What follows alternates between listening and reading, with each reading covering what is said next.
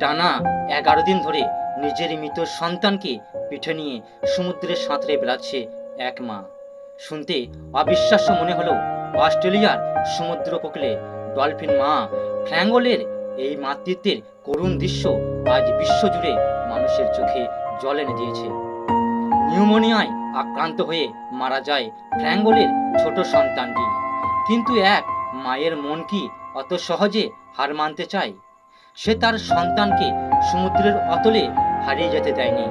না খেয়ে না ঘুমিয়ে নিস্তেজ শরীরে সে ক্রমাগত বাচ্চাটিকে জলের উপর ভাসিয়ে রাখার আপ্রাণ চেষ্টা করে গেছে। আর সবচাইতে অদ্ভুত দৃশ্য ছিল ফ্র্যাঙ্গলের সঙ্গী ডলফিনদের আচরণ। 14টি ডলফিন তাকে চারপাশ থেকে ঘিরে রেখেছিল, যেন কোনো শিকারী তাকে আক্রমণ করতে না পারে। শোকের এই কঠিন সময়ে প্রকৃতি আমাদের এক অদ্ভুত ঐক্য আর সহমর্মিতার শিক্ষা দিয়ে গেল।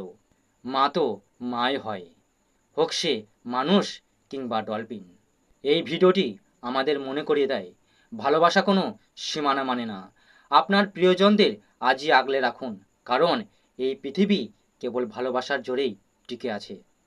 হরে কৃষ্ণ।